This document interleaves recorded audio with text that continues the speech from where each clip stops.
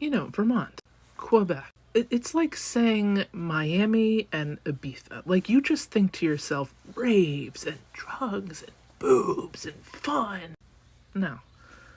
You think to yourself, quiet people, maple syrup, cheese, a whole lot of mind your business. It was announced that the Haskell Library, which sits on the border of Quebec and Vermont, and if you walk in, you could technically, cross the border. And it was built on purpose. The point of the library is also, a performance center. That was the point. We are connected. Education, entertainment connects us. This has been well known since it was put there, which, by the way, it was put there with approval, so everybody knows. Well, the Trump administration has announced that they're going to stop all the undocumented coming from Canada into the U.S., literally millions.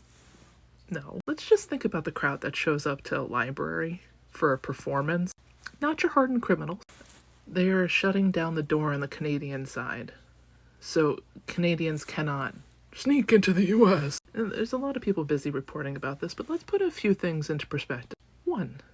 It's Vermont and Quebec. Pretty much the last place you would go looking for a hotbed of sin and border crossing.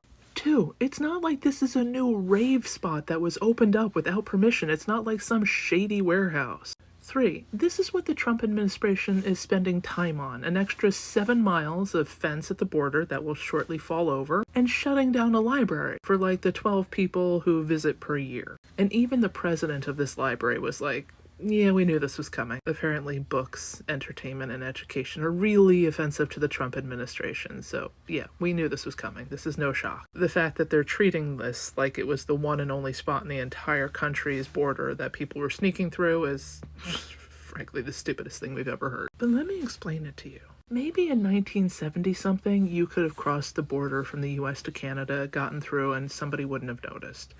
Back when it was just being monitored by airplanes and, people on cars or dirt bikes. The US-Canada border is constantly monitored, the whole thing, by drones and heat cameras, if not official border patrol crossing staff. You will occasionally see people show up on these cameras. They do catch people.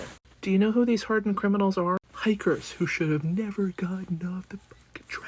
If you don't have a compass, if you're not rocking a Garmin watch that will tell you where you are, don't get off the trail. The U.S. is currently making Canada, at the price of $8 million, rent old-ass helicopters to help us monitor the border that we were already monitoring. We monitor it on the Canadian side, and America monitors it on the American side. The logic that, people are walking from Guatemala to Mexico and then taking a boat to Canada and then coming through.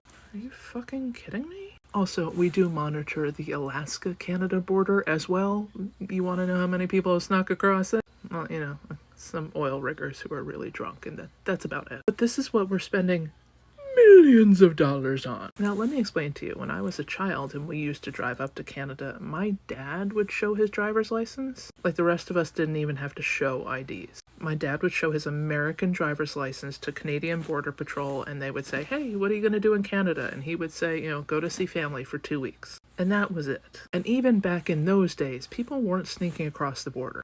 I'm not going to tell you where, but there is a place in Canada that used to have a crossing that wasn't monitored 24/7. There was a little gatehouse, there was a security camera, but then you went into this little gatehouse and there was a camcorder, and on the wall it said, hold up your passport, bring it into the camera, pull it back, say your name, either your social or your SIN number, what you're going to do in this country and how long you're going to be here, and then, hit stop record.